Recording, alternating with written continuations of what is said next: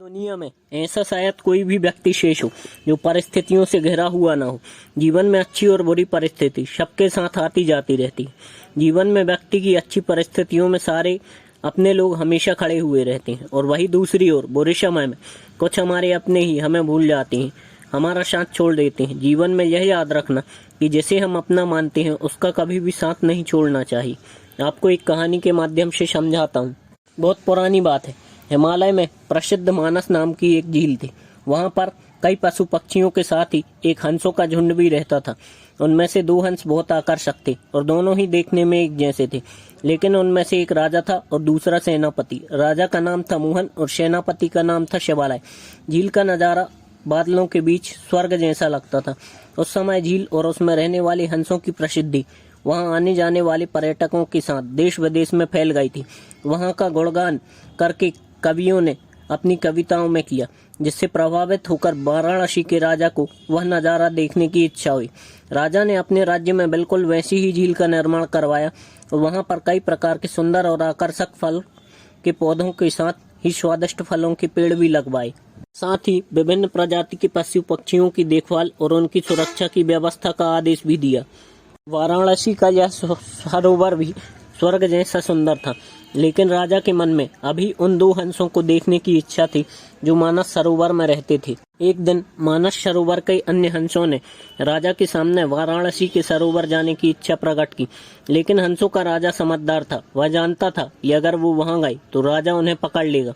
उसने सभी हंसों को वाराणसी जाने से मना किया, लेकिन वो नहीं माने। तब राजा और सेनापति के साथ सभी हंस वाराणसी की ओर उड़ चले। जैसे ही हंसों का झुंड उस झील में पहुंचा तो अन्य हंसों को छोड़कर प्रसिद्ध दो हंसों की शोभा देखते ही बनती थी। सोने की तरह चमकती उनकी चोंच, सोने की तरह ही नजर आते उनके पैर और बादलों से भी ज्यादा सफेद उनके पंख हर किसी को अपनी ओर आकर्षित कर रहे थे।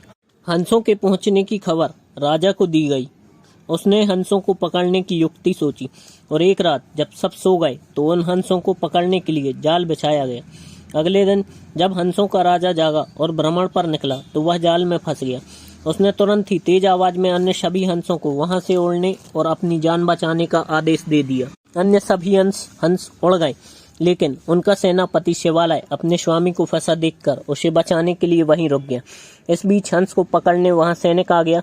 उसने देखा कि हंसों का राजा जाल में फंसा हुआ है और दूसरा राजा को बचाने के लिए वहां खड़ा हुआ है। हंस की स्वामी भक्ति देखकर सैनिक बहुत प्रभावित हुआ और उसने हंसों के राजा को छोड़ दिया। हंसों का राजा समझदार होने के साथ साथ दूरदर्शी भी था। उसने सोचा कि अगर राजा को पता चलेगा कि सैनिक ने उसे छोड़ दिया है तो राजा इसे जरूर प्राण दंड देगा। तब उसने सैनिक से कहा कि आप हमें अपने राजा के पास ले चलें। यह सुनकर सैनिक उन्हें अपने साथ राज दरबार में ले गया। दोनों हंस सैनिक के कंधे पर बैठे थे। हंसों को सैनिक के कंधे पर बैठा देखकर हर कोई सोच में पड़ गया। जब राजा ने इस बात का रहस्य पूछा तो सैनिक ने सारी बात सच सच बता दी। सैनिक की बात सुनकर राजा के मन में उनके लिए प्रेम जाग उठा। राजा ने सैनिक को माफ कर दिया और दोनों हंसों को आदर के साथ कुछ और दिन ठहरने का निवेदन किया। हंस ने राजा का निवेदन स्वीकार किया और कुछ दिन वहां रुककर मानस झील चले गए।